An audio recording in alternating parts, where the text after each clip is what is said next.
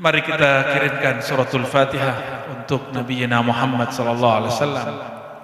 Penulis Simtud Durar Al-Habib Ali Al-Habsyi, dan juga untuk para pemimpin dan para ulama di negeri Banua ini, Syekh Muhammad Arsyad Datuk Kalapayan, Syekh Muhammad Zain bin Abdul Ghani, Guru Sekumpul, dan semua guru-gurunya, murid-muridnya, dan muhibbinnya, dan yang berhadir. Al-Fatihah.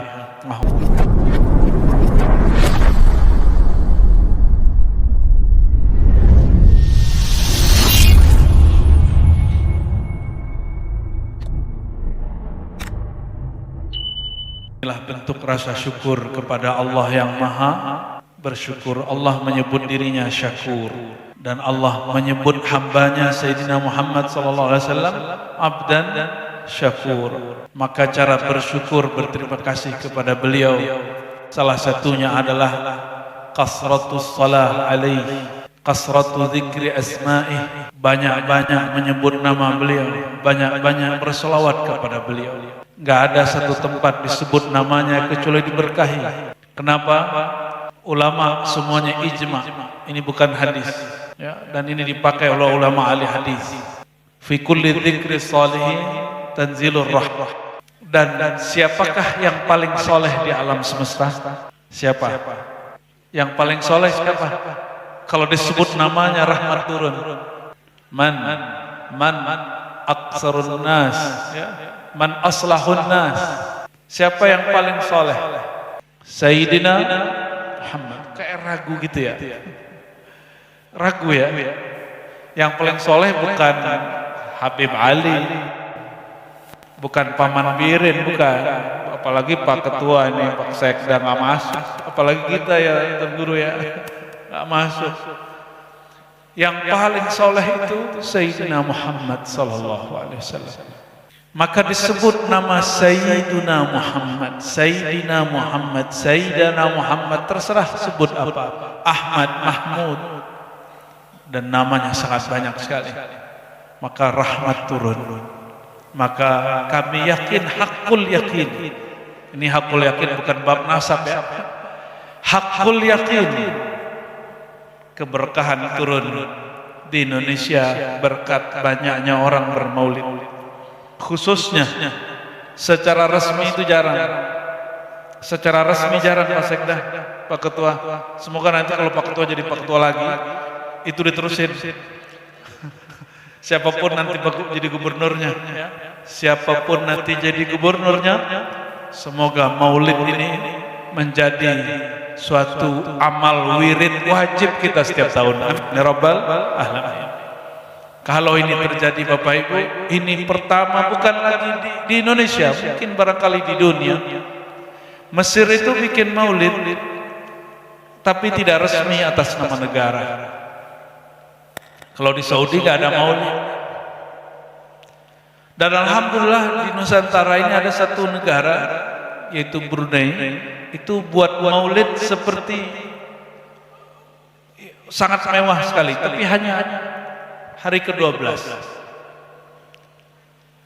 Ini kalah Makalsel ya. Alhamdulillahirabbil ya. Mari kita kirimkan suratul Fatihah untuk Nabiyyina Muhammad sallallahu alaihi wasallam.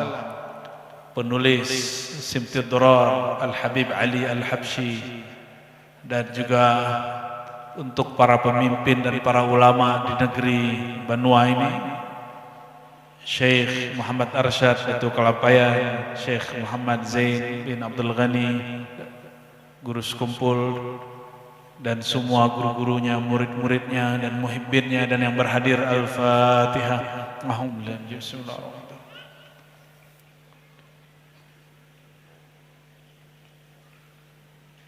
Waladhdallin. Mumpung ngaji Simtud Durar, ya. Ini nggak tahu kalau di sini halaman 53. Silakan dicocokin ya. Pada hafal barangkali ya. Bismillahirrahmanirrahim. Tsumma innahu ba'da ma nazala alaihi al-wahyul baligh tahammala a'ba' ad-da'wah wa tabligh فدعا الخلق إلى الله على بصيرة فأجابه بالإذعان من كانت له بصيرة منيرة وهي تشرف بسبق إليها المهاجرون والأنصار وقد أكمل الله بهمة هذا الحبيب وأصحابه هذا الدين وأكبت بشدة بأسهم قلوب الكافرين والملحدين. Setelah beliau menerima wahyu, mundur dikit lagi dah, mundur dikit lagi Habib ya. Kalau yang itu lebih serius, ini agak ada hiburannya dikit yang ini. Karena orang-orang seperti kita ini suka dikisahkan kisah-kisah ajaib. فنشأ صلى الله عليه وسلم على أكمل الأوصاف يحفه من الله جميل الرعاية وغامر الألطاف. Lalu tumbuh berkembanglah sang Muhammad remaja. Coba bayangkan Nabi Muhammad remaja, wajahnya gimana? Tampan nggak? Coba lihat wajah Habib sama wajah aneh. Tampanan mana kalau muda? Pasti tampanan wajah Habib. Udah mancung, brewok. Kalau wajah kita ada sipit-sipitnya dikit Pak Ketua ya. Wajah-wajah Nusantara. Kalau beliau ada wajah-wajah zuriat Sayyidina Al-Mustafa sallallahu alaihi wasallam. Memang kita harus akui Bapak Ibu ya, zuriat Nabi ini wajahnya lebih ajmal minnah. Wajahnya lebih cakep dari kita ya. Alhamdulillah. Ala akmalil awsaf, dengan karakter baik yang zahir ataupun yang batin sangat sempurna. Zahirnya mempesona, batinnya penuh karisma. Itu yang disebut akmalil awsaf. Sifatnya sangat sempurna. Yahuffuhu minallahi jamilur ri'aya wa ghamirul altaf ya. Karena memang Allah selalu melimpahkan kepada Sayyidina Muhammad sallallahu alaihi wasallam kelembutan-kelembutannya. Ya. Fakana yashibbu fil yawm shabab as-sabi fi ash-shahr wa yazhar alayhi fi sabahu min sharaf al-kamal ma yashhad lahu bi annahu sayyidu walid Adam wala fakhr. Lebih mulia Nabi Adam atau Nabi Muhammad? Benar. Lebih tua mana Nabi Adam atau Nabi Muhammad? Serius nih? Wah mantap bener nih orang belajar. Lebih tua mana Nabi Muhammad atau Nabi Adam alaihi wassalam? Lolos sudah ini Habib. Lolos mereka. Secara jasad lebih tua Nabi Adam, tapi secara nur, secara wujud, apa kata beliau di awal Simtidurar di sini disebut ya? Apa kalimat pertamanya? Awwalu ma khalaqallahu nura nabiyyika ya Jabir. Walaupun hadis ini diperdebatkan bagi sebagian ahli hadis, ada hadis yang lebih sahihnya. Kuntu kanzan, apa kuntu awwalan nabiyyin. Aku adalah nabi pertama, bukan Nabi Adam. Nabi pertama siapa? Nabi salah lagi kau. Ustaz, wa bu'itsa fil arba'in. Saya didebat begitu oleh seseorang kiai muda. Kita juga masih muda. Oh Nabi itu bu'itsa, dia terjemahkan diangkat menjadi nabi umur 40. Ini diriwayatkan Ibnul Munzir. Wah kayaknya keren banget nama Ibnul Munzir. Akhirnya kita kasih tahu lebih dulu dari Ibnul Munzir masih banyak imam-imam yang lain. Tapi dalam hadis malam ini yang dinukil, wa akhiruhum fil ba'thi, Nabi itu terakhir diutus. Maka wa bu'itsa bukan artinya diangkat jadi nabi. Apa arti bu'itsa? Bu'itsa diutus, bukan diangkat. Diutus sebagai rasul terakhir, tapi sebagai nabi lebih awal dicipta. Dalam hadis berikutnya bertanya Sayyidina Abu Hurairah dan para sahabat, ya Rasulullah, mata kunta nabiyya? Wahai Rasulullah, kapankah engkau telah ada menjadi nabi? Ada munjadilun, belum, masih proses. Itu riwayat ini, riwayat Al-Baihaqi, munjadilun, masih diproses antara tanah dan air, ruh dan jasad. Belum. Nabi Adam, Nabi Muhammad sallallahu alaihi wasallam, secara jasadiah umur beliau berapa waktu wafat? Jasadnya 60, benar ya? Benar 63, yakin? 10, benar ya? Benar 63, yakin? Kira-kira begitu dalam riwayat hadis ya. Tapi yang jarang wah, ada yang ngangkat tangan, gawat. Ya. Ya, ini cuma ngetes aja, tes serius atau tidak ya.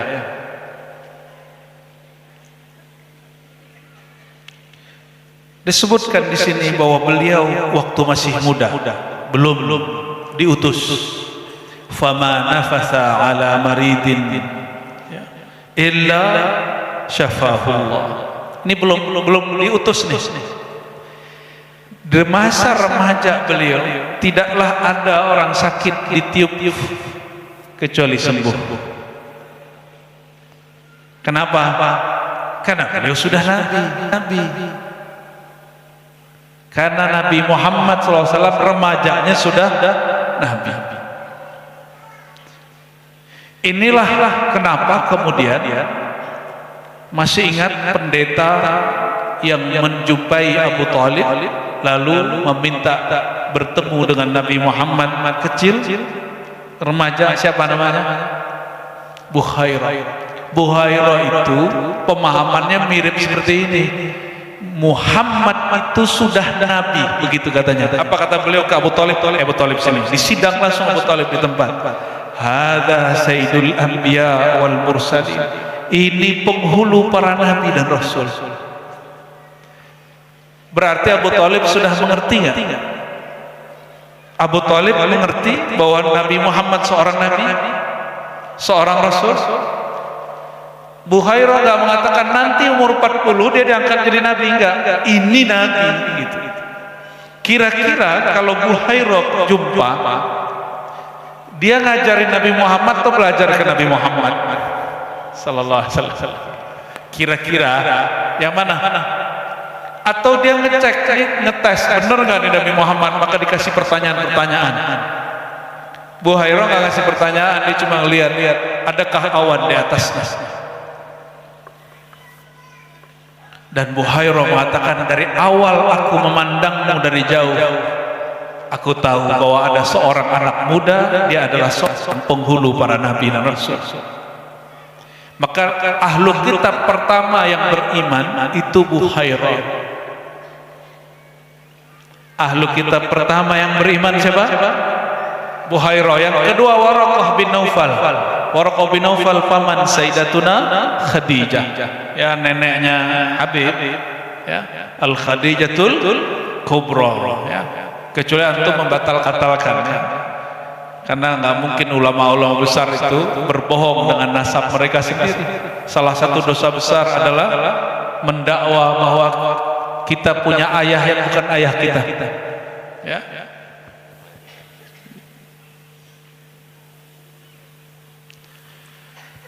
Jadi siapa ahli kitab pertama yang masuk Islam?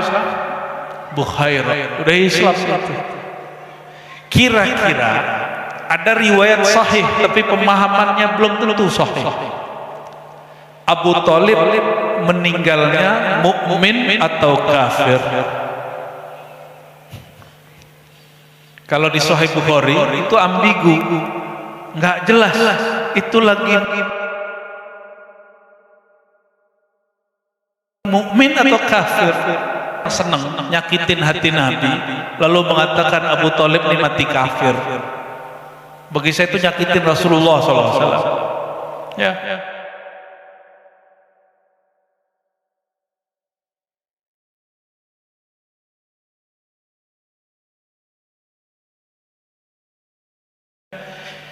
Imam dari imam-imam kita, sanad kita ke beliau semua. Syekh Yasin Al-Fadani, guru beliau, guru beliau, guru Wildan juga guru beliau, guru juga sama, dapat sanad dari Syekh Yasin. Alhamdulillah, guru beliau berdua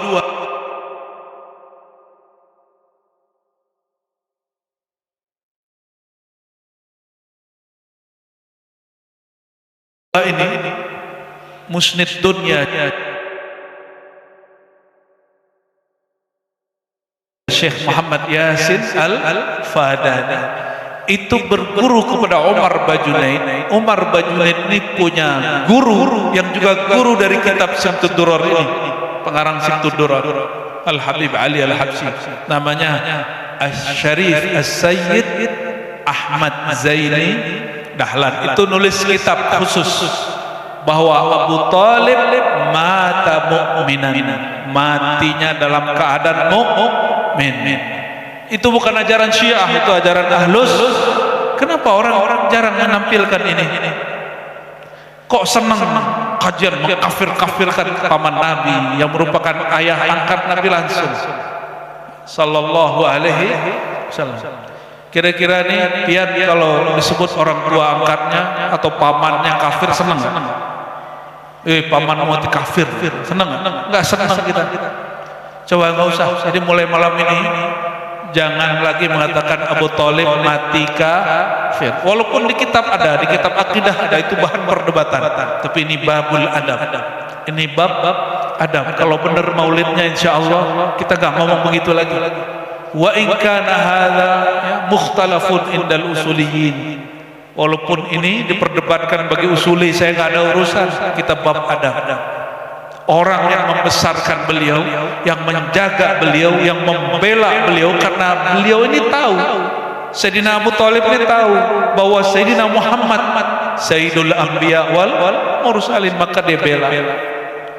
Semuanya dia bela. Oleh karena itu, anak dari Abu Thalib yang bernama Sayyidina Ali pun diangkat jadi anak oleh Sayyidina Muhammad sallallahu alaihi wasallam, supaya tambah kuat lagi dinikahkan dengan putrinya yang paling ia cintai, Sayyidatuna Fatimah Zahra. Jadi itu bukan cocok logi, memang begitulah para ulama ahlul adab, ahlul ma'arif memahaminya. Jadi gimana? Abu Thalib mukmin apa kafir? Mukmin ya. Kita ini perjuangan kita jaga Nabi belum seberapa, terus berani mengkafirkan orang yang membela Nabi Muhammad sallallahu alaihi wasallam. Berarti kalau nasab Habib kan ke Sayyidina Ali. Sayyidina Ali anak Abu Thalib. Oh, nyambung lagi. Kira-kira ridha enggak Habib? Jidnya Habib disebut kafir. Enggak ridha pasti. Allahumma shalli wa sallim barik alaihi. Remajanya Sayyidina Muhammad wala tawajjaha fi ghaithin illa wa anzalahu maula hatta balagha min al-umri ashuddah. Kalau lagi musim paceklik, orang datang ke siapa? Ini belum jadi rasul nih kata orang nih, belum utus. Datangnya ke siapa? Ya, kai enggak datang ke orang tua, datangnya ke anak muda. Maka keberkahan itu enggak nunggu 40 tahun.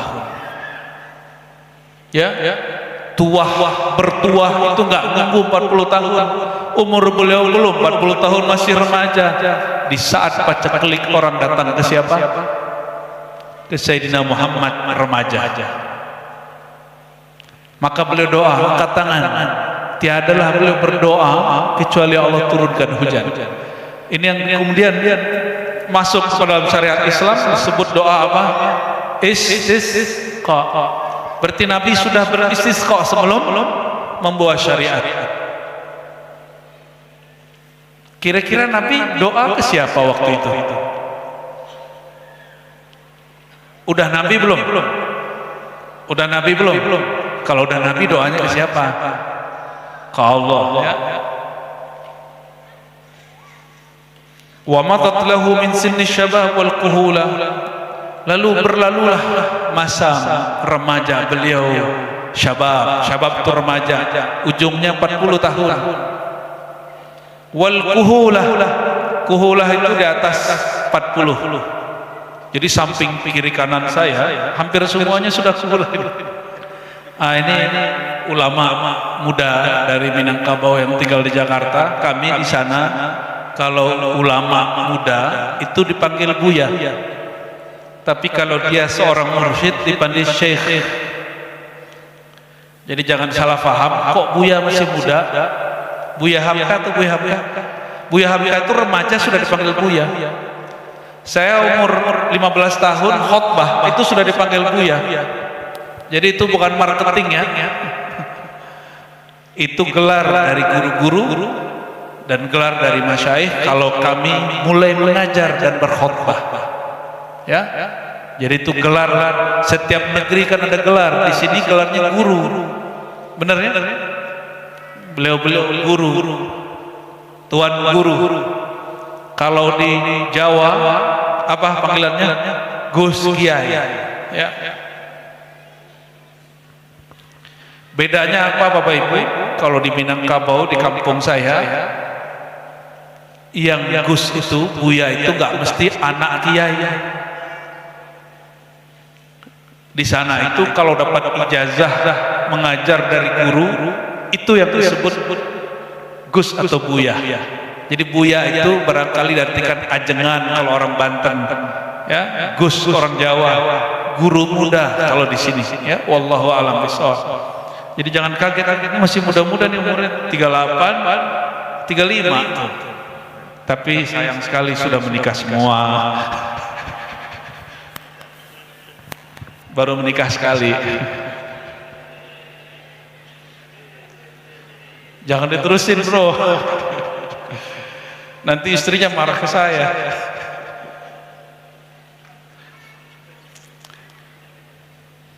Faja'athu al-hadratul ilahiyah bima syarrafathu bihi wahdah. Setelah umur 40, tiba-tiba beliau dikejutkan dengan kabar langit, kira-kira begitu kalau diterjemah. Maka Nabi Muhammad ini sallallahu alaihi wasallam kemudian bermimpi melihat cahaya. Begitu dalam hadis Sahih Bukhari. Awal ma budi'a bihil wahyu ar-ru'ya salihah. Wahyu pertama bukan Iqra. Wahyu pertama adalah mimpi yang bagus, yang indah. Yara ya misla falaqis sabh. Beliau melihat nur cahaya seperti cahaya sebelum terbit matahari, namanya terbit fajar. Gimana bentuknya? Indah ya? Itu melihat nur, maksudnya ra'a nuran. Melihat apa? Melihat. Ayo saya ulangi pertanyaan. Wahyu pertama Iqra atau mimpi melihat cahaya? Kalau surat pertama turun, bisa bedakan? Wahyu pertama apa? Mimpi melihat cahaya. Kalau ayat pertama turun, Iqra. Baik. Coba lihat kisahnya. Selama ini pian dengar tentang Nabi dapat ayat-ayat, dapat Quran. Itu Nabi belajar ke Jibril atau Jibril hanya suruh bacalah gitu. Itu riwayatnya yang mana? Kata Jibril apa? Iqra. Adakah riwayat Jibril bilang kamu belajar dulu ke aku gitu? Ada nggak? Halo. Adakah Jibril nyuruh Nabi Muhammad belajar ke beliau? Nggak ada. Yang ada apa? Langsung suruh baca Iqra. Berarti dalam pikirannya malaikat Jibril, Sayyidina Muhammad sallallahu alaihi wasallam ini sudah tahu apa yang mau dibaca. Tapi beliau ditakdirkan dibungkus dengan sisi biologisnya. Bertanya, ma'ana bi qari, ma'ana, tiadalah aku dapat membaca. Itu terjemahan biasa. Ada satu riwayat ya, ma aqra, apa yang mau aku baca? Kira-kira kalau ke bahasa kita, kamu mau yang mana? Kira-kira itu. Kamu mau yang mana. Namun yang populer yang sahih ma'ana bi qari. Kalau terjemahan lainnya begini. Coba dengerin. Ma'ana. Apakah aku seorang yang bisa membaca? Beliau bertanya sendiri. Jadi kata ma tidak berarti tidaklah aku membaca.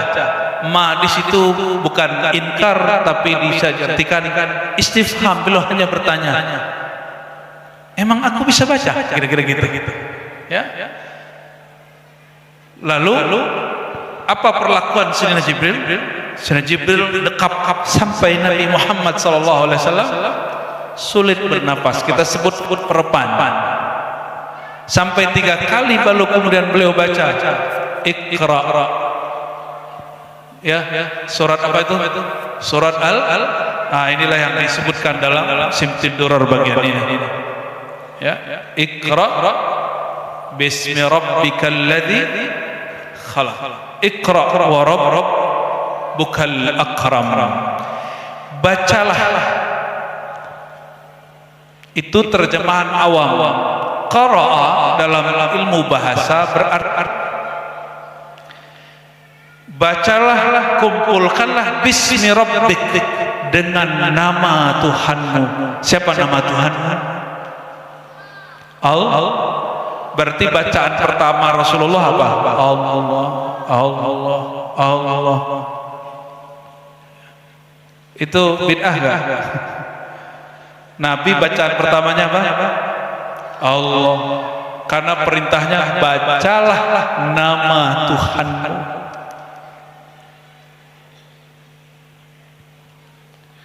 Allazi 'allama bil sebelumnya khalaqal insana min 'alaq.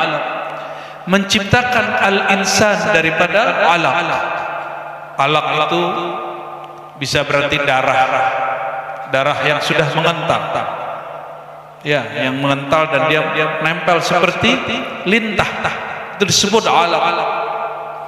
Lalu di ujung ayat ya, allazi 'allama bil qalam, 'allamal insana, ya, itu surat apa itu? Masih sama? Masih sama ya? Coba.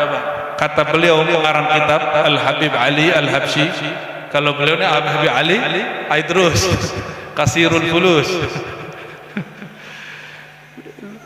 Huwal insan al-maqsud bihadza ta'lim.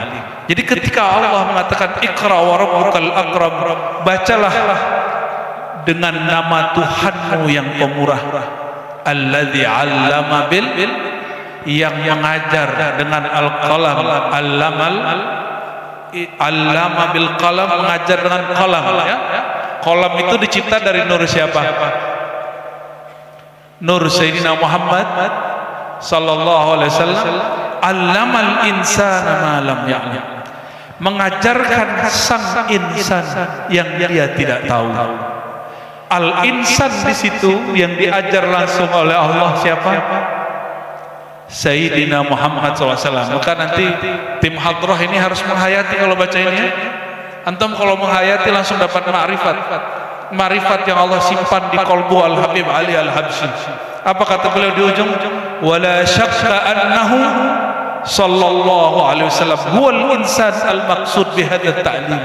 Yang dimaksud al-insan pada ayat ini yang langsung diajar oleh Allah, bukan diajar Jibril. Itu adalah Nabi Muhammad bila syak, tanpa ada syak, enggak ada debat, no debat. Min hadratir rahmanir rahim. Jadi yang mengajar Sayyidina Muhammad itu Jibril atau Allah. Maka sanad Quran harusnya dari Nabi Muhammad langsung ke Allah. Cuma sanad Quran saya dari Nabi Muhammad, dari Jibril, dari Allah. Begitu para ulama kita menghargai Sayyidina Jibril bab adab. Tapi di bab hakikat ada lagi adabnya. Ya, allamal insan, Allah langsung mengajarkan sang insan. Siapa? Nabi Muhammad. Maka adab Qur'aninya, kalau tadi adab riwayat dari Sayyidina Muhammad SAW langsung Allah. hafal ayat ini, wa innaka latulaqal Qur'an min ladun hakimin alim. Hei Muhammad, sungguh engkau langsung mengambil Quran dari sisi Allah yang maha bijaksana dan maha alim. Langsung min ladun, maka disebut laduni. Jadi kalau ada orang bertanya, mengingkari ilmu laduni, dia mengingkari Quran. Karena laduni pertama, laduni terlengkap, laduni paling sempurna adalah Al-Quran. Jadi laduni itu bukan ilmu kebal ya, bukan ilmu pelet, bukan ilmu narik rezeki, enggak. Ilmu laduni itu allamal insan malam ya'lam. Ini rumus, ini kaidah. Dia mengajar manusia yang manusia itu nggak pernah belajar tahu. Kalau belajar, kalau di sekolah nih pesantren, belajar kitab, diajari satu kitab, paham 2 kitab, itu namanya futuh. Ya, kita ulang-ulang nih supaya orang bisa membedakan mana futuh, mana ladun. Kalau laduni kita nggak ngerti apa-apa, langsung diajar oleh Allah Subhanahu wa ta'ala. Ada yang dapat laduni nggak? Nggak tahu ya? Kita ini nggak pantas dapat laduni karena kita belum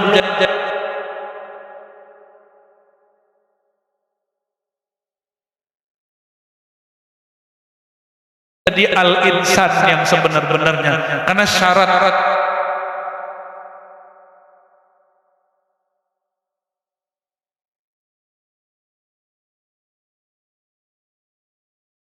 laduni itu malam ya'lam, buang rasa tahu baru Allah kasih pengetahuan. Yang hadir ini ada sedikit antum merasa tahu sedikit saja, apa itu gitu misalnya, mohon maaf, itu nggak ada laduni, nggak dikasih sama Allah Ta'ala. Nih berarti itu sombong, itu iblis, syaitan gitu. Syaitan itu dia berzikir ribuan tahun di sorga. Ketika Allah mengumumkan, inni ja'ilun fil ardi khalifah, aku akan menjadikan di muka bumi seorang khalifah, itu merasa sok berzikir, sok berilmunya keluar. Hati-hati, antum merasa berilmu itu kelihatan loh di wajahnya. Hati-hati, itu kolbunya gelap, ada kibir, sombong. Karena sifat iblis itu aba wastakbara wa kana minal kafirin. Iblis itu enggan, ogah, kelihatan di wajahnya ogah.